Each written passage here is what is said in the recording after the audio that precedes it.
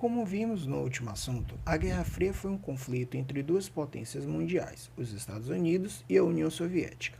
Esse conflito teve início em 1947 com a chamada Doutrina Truman, que afirmava que os Estados Unidos iriam defender o mundo capitalista contra a ameaça socialista. No final da década de 1970, porém, a União Soviética atravessava uma grave crise econômica por causa dos gastos com a corrida armamentista, da crise do petróleo e da escassez de produtos, o que prejudicava a vida da população da potência comunista. Diante desse quadro, em 1985, Mikhail Gorbachev, então presidente da União Soviética, iniciou diversas reformas com o intuito de preparar o bloco de países soviéticos para a transição do socialismo ao capitalismo e à democracia, eliminando, inclusive, o controle militar russo sobre esses países. No fim da Guerra Fria, foi acelerado por acontecimentos como a queda do Muro de Berlim, em 89, e a reunificação da Alemanha, em 1990. Porém, o acontecimento que de fato determinou o término do conflito foi a dissolução da União Soviética em dezembro de 91. Isso representou uma vitória dos Estados Unidos e do sistema capitalista e pôs fim ao conflito bipolar no mundo. Com o fim da Guerra Fria, os Estados Unidos se tornaram a única superpotência capitalista e militar do mundo. Entretanto, nas últimas décadas, o país foi perdendo sua influência mundial em razão do surgimento de outros blocos que começaram a disputar o poder político e econômico do planeta. No final do século XX, surgiram três polos de poder: o dos Estados Unidos, o europeu, formado pelos países da União Europeia, e o bloco oriental, composto pelos países da Ásia e da Oceania e liderado pelo Japão. No século XXI, outro polo surgiu, comandado pela China e por países emergentes como Rússia, Brasil, Índia e África do Sul. Na década de 90, o fim do socialismo soviético e a consolidação do capitalismo como sistema econômico dominante coincidiram com a revolução da tecnologia de informação e com um processo que ficou conhecido como globalização ou mundialização.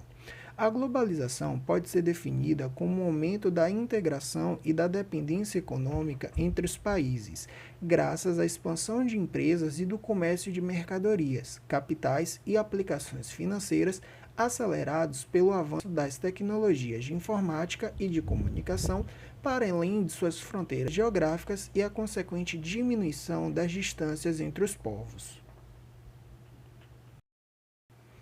A globalização é um processo contraditório. Nas duas últimas décadas, ela recebeu elogios e críticas. Para alguns, a globalização contribui para difundir valores como a democracia e a liberdade de expressão, assim como teria favorecido a troca de conhecimentos entre os países em áreas como medicina, agricultura, ecologia e combate a crimes internacionais. Com relação aos seus aspectos negativos, a globalização não trouxe enriquecimento material e social para a maioria dos países. Ao contrário, ela acentuou a desigualdade entre as nações ricas e as pobres. Um dos principais problemas da globalização é o fato de que países tecnologicamente mais avançados e com maior poder econômico, como os Estados Unidos, têm vantagens competitivas que lhes permitem obter maior influência e lucros globais do que países menores e menos influentes, como é o caso em geral dos países africanos, asiáticos e latino-americanos. No período da Guerra Fria, os países tinham apenas dois modelos políticos e econômicos a seguir. Ou eles integravam o bloco capitalista ou o socialista.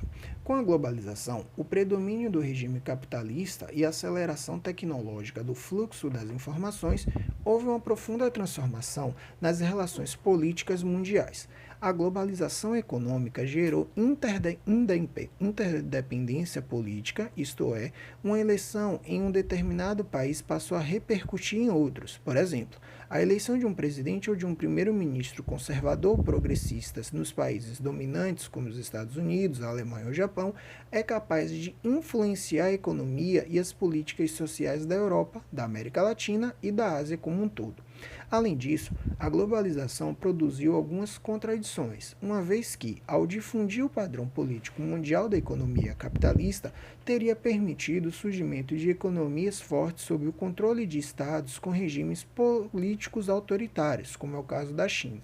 Isso levantou a questão preocupante, formulada há bastante tempo, a de que o capitalismo não precisa de democracia e da liberdade dos cidadãos para se desenvolver. A América Latina sempre conviveu com algum tipo de mundialização.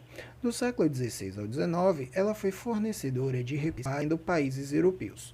Do século XIX a meados do século XX, a região passou por um processo de industrialização, tornando-se exportadora de produtos, mas, em contrapartida, aumentou sua dívida externa.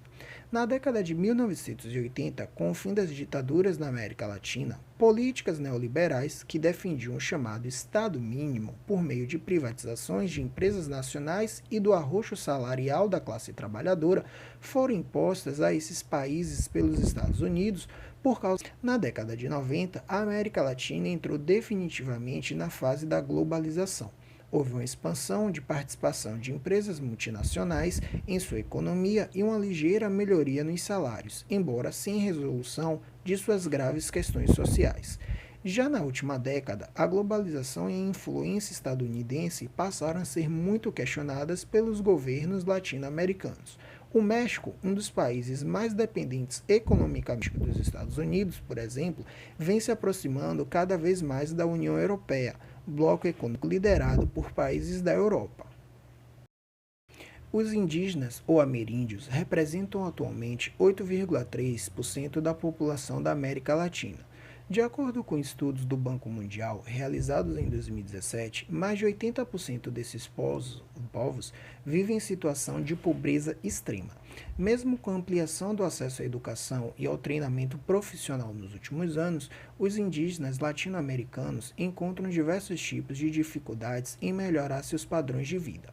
Essa situação ocorre em razão da exclusão histórica vivida por eles, dificultada ainda mais pelo descumprimento às leis que os amparam, principalmente as referentes ao acesso às suas terras. Assim, as reivindicações dos indígenas nas primeiras décadas do século XXI, elas decorrem de situações como expoliação, desrespeito e violência que seus povos vêm sofrendo desde o século XVI, apesar de serem eles os originários das terras da América e nelas terem sempre vivido.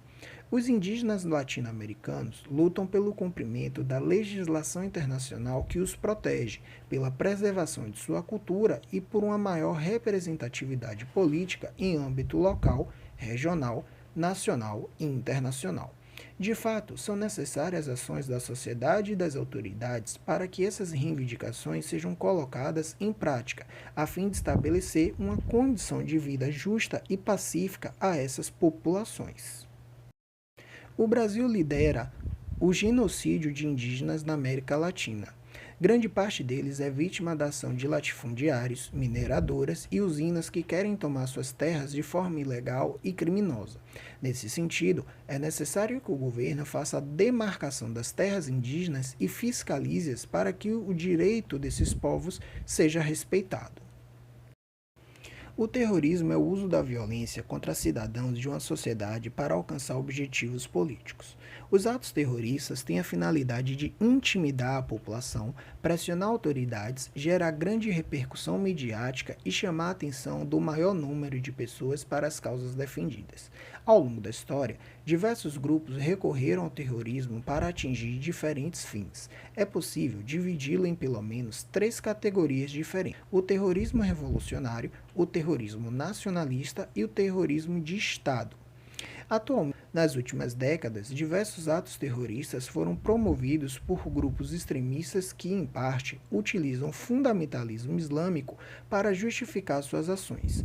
Muitos desses grupos, principalmente na região do Oriente Médio, passaram também a ser influenciados por sentimentos de oposição a alguns valores ocidentais como forma de reação à política imperialista praticada na região por países do Ocidente, como os Estados Unidos. Atualmente, diversas populações que vivem em áreas inseguras se veem obrigadas a abandonar suas residências na tentativa de preservarem suas vidas. Os principais motivadores desse tipo de deslocamento são as guerras.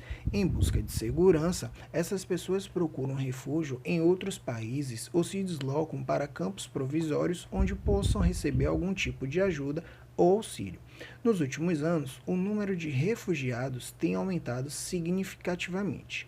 Um dos conflitos atuais que contribuiu para o crescimento do número de refugiados é a Guerra Civil da Síria.